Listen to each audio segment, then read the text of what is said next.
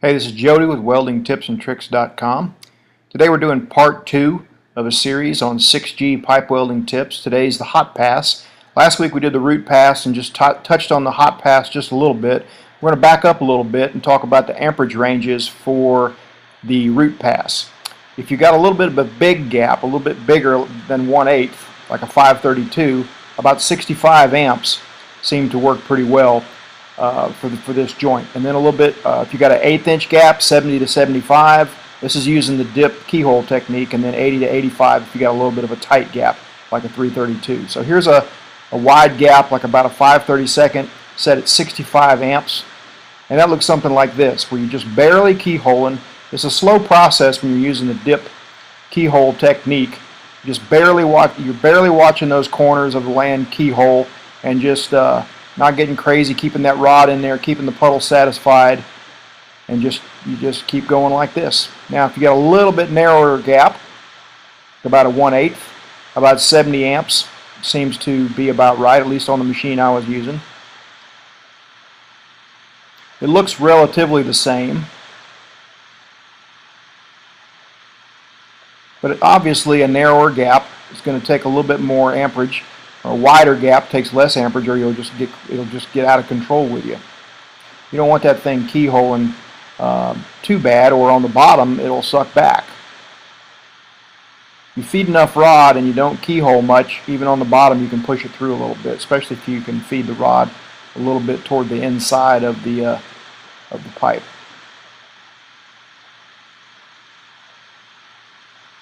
Again, this is kind of a slow technique, but it's kind of a tried and true method for root passes.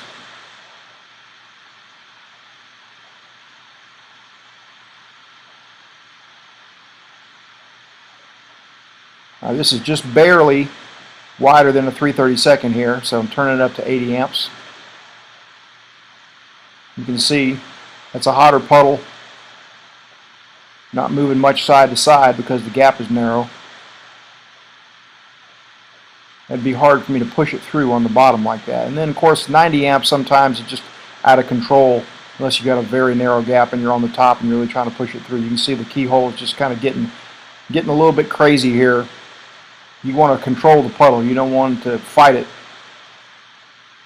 That's a little bit too hot. Okay, so once the root pass is in, it's time for the hot pass. Now, a good tip is let the root pass cool off until you can basically put your hand on it without burning yourself. It can be warm, it can be even kind of really warm, but you don't want to fire up on it right after you get done with the root pass.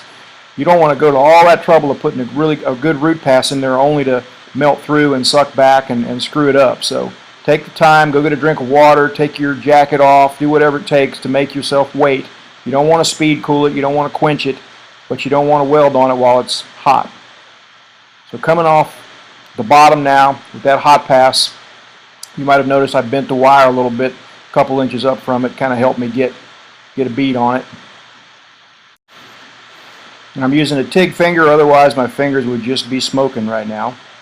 So I got a nice steady prop, using my left hand, and it looks something like this. If you're not spending much time across the middle and I'm keeping the wire in the puddle, that kind of keeps the root pass chilled a little bit. And a hot pass is, the word hot pass indicates you're going to be welding hot, but for TIG, sometimes you weld the same amperage as the root, sometimes about 10 to 15 amps more. It just depends on how heavy of a root pass you put in there. And with this dip keyhole technique, it puts a heavier root pass in there than a lay wire, so actually is less likely that you'll melt through it by having a heavier root. And you can see I'm pretty much filling this joint up with just the hot pass. Not really feeding any wire, but I'm keeping a little pressure on the wire, so if it wants it, I'm going to let it take the wire, because I don't want it pulling root pass metal from the inside. I'd rather feed it from the outside, keep the puddle satisfied. Now this is a little bit on the hot side right here. Puddle's staying hot most of the way across. It probably should turn it down about 5 amps from there. Okay, again, now this is my easy side. You don't need to rush it. You can let it cool a little bit after that first side of the hot pass too. Otherwise, you might, risk again sucking back, because when the metal's hot, it's almost like having more amperage. So unless you have a foot pedal where you can control things, you're better off you let it cool a little bit. So this is my easy side coming up this way, my right-handed side. You can see I'm just going nice little straight weave, trying not to nip the corners, but I'm trying to come out to the corners. I'd like to have a nice straight line there to follow when I either, depending on what kind of test this was, whether it was TIG all the way or TIG stick, still want a straight line to follow for the cover pass. And you can see, or you can imagine, going along nice and slow like this, that pipe gets really hot. If you don't have a place to prop your fingers, you either got to grip the torch way back far or use something, use a TIG finger like I'm using here, and you can prop on the pipe. A steady hand just plain welds better than one that's hot and shaky.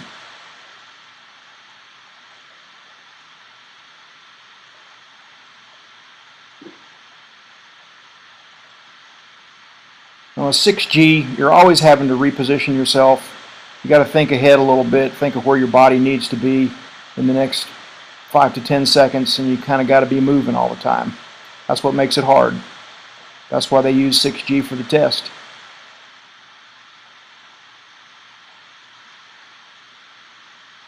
Of course, the smaller the diameter pipe, the more you're moving to reposition yourself.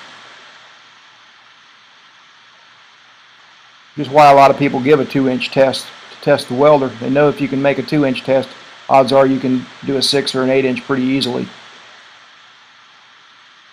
Here I'm just dipping the wire instead of laying it in there, just to show you that technique.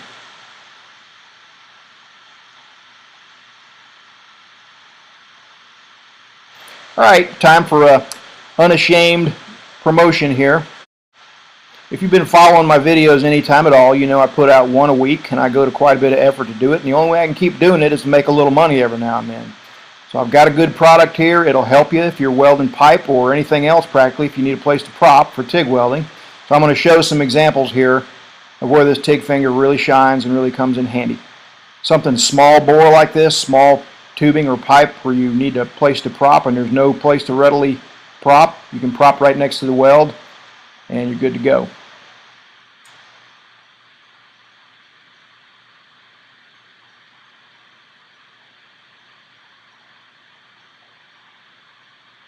Sure, you could set up some 4x4s and whatnot, clamp a pair of vice grips on there and figure out a place to prop, but when you got a TIG finger in your pocket, you can take it out and you can prop right next to the weld. It just makes things go easier.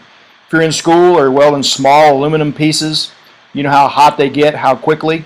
This is an aluminum lap joint, welding vertical uphill. I've either got to prop way out from, rest my elbow on that vice grip there and be less steady, or I can prop right on the metal and slide right on up. Here's an outside corner joint, same thing. I can prop right on the piece, and that thing's going to get hot quick. Like about 5 seconds after I light up on it, if I don't have the TIG finger on, my finger's going to be screaming. With it, I got no problems. I can just run the whole joint.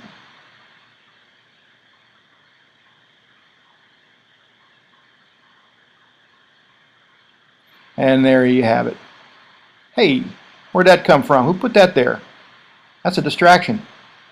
Alright, T-joints like this make a trough, and they really push the heat onto your fingers sometimes. So this is a case where even sometimes wearing a couple of TIG fingers might even come in handy. But definitely one lets you prop and zip right on up that thing and lets it slide right along that metal nice and smoothly and lets you make a nice smooth weld. Chromoly cluster joints for aircraft fuselages and odd saddle joints like this. Kind of hard to find a place to prop.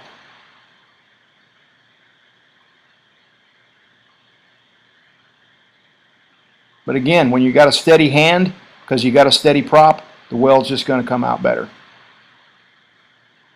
In welding school, learning to weld a 2-inch pipe joint, getting ready to go take a test, I cut the thumb out of an old stick glove, and it helped, but believe me, it was not nearly as good. TIG finger is made out of high heat resistant material and lets you lay in there a whole lot longer than just some leather off of a stick glove. Alright, that's it for the commercial. We're going back to the 6G tips. And you can see I'm still using the TIG finger for the stick part of this, but it's because it works. You might notice how I've got my rod in there. I've got it like backwards angled a little bit and also choked up on it about 2 inches because I don't want a long rod there, and that'll still make it from bottom to top. Lets me have a steadier arc by shortening up the rod just a little bit. But this is the way I do a 6G small bore like this. I prop with a pinky and do a little pinky to thumb collapse, and I'm going to speed it up here in a minute and so you can see. You always want to aim for the center of the pipe with your rod, so that lets me change my rod angle